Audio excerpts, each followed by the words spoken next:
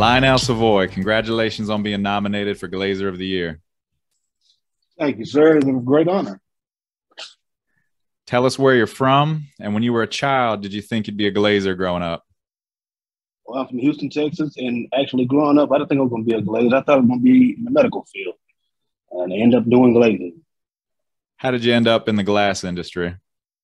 To be honest with you, I have a cousin that's been doing it for 20-some odd years, and he introduced me into it, and I went from there. Do you still work with him?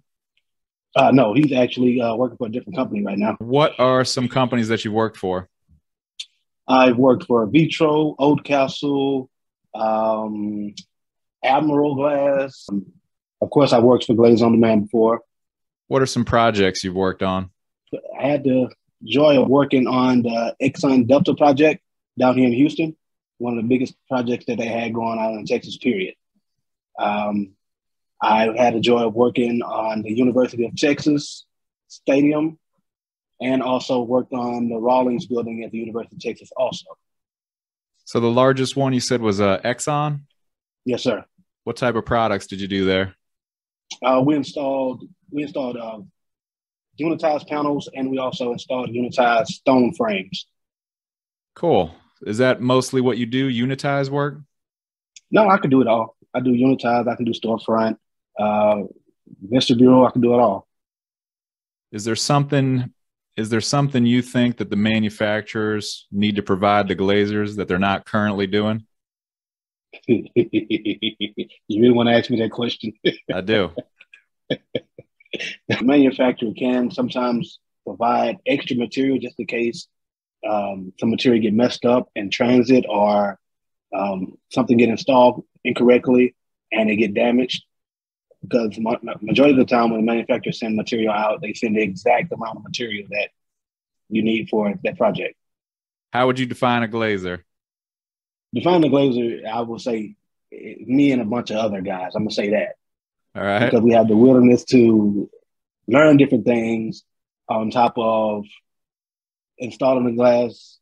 It comes more with just installing. You have to know how to read your blueprints. You got to know how to work out a problem if you run into a problem, because a lot of these buildings, majority of the time, it's going to be messed up. Concrete is never right. I don't care what building you go on, your concrete is going to be off. So with doing glazing and installing different type of frames and different things, you're going to have to know how to work it out. Absolutely. How would you define a leader? A leader? That'll be me and a bunch of other guys also. All right. A leader is that person that when a problem comes about, you know how to execute and make the problem go away, know how to work well with others. For instance, when I was working for Glazers on Demand, we had a problem with the company that we were working for, and the guy was trying to kick all of us off the job site. And I had to go in as the foreman that I was and let him know that, hey, only just one guy caused the problem. We can't kick everyone off.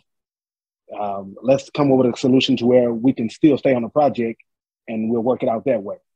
And he went with it. We came up with a solution. It was the best solution we could have done. We stayed on the project actually for another 7 to 8 months till we finished. So a level of leading by example, a level of problem solving. Yes, sir. What's your goal for the next 5 years? Where do you want to be in 5 years?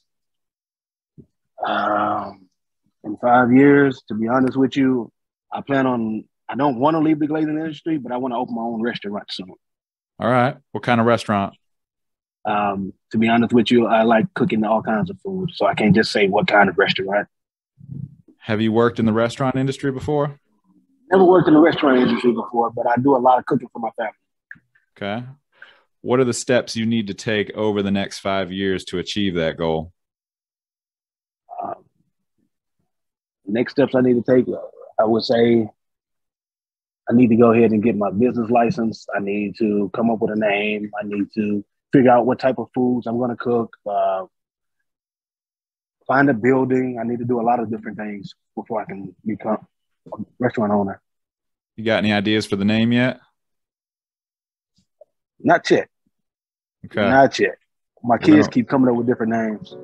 We're gonna follow up for those later. Yes, sir.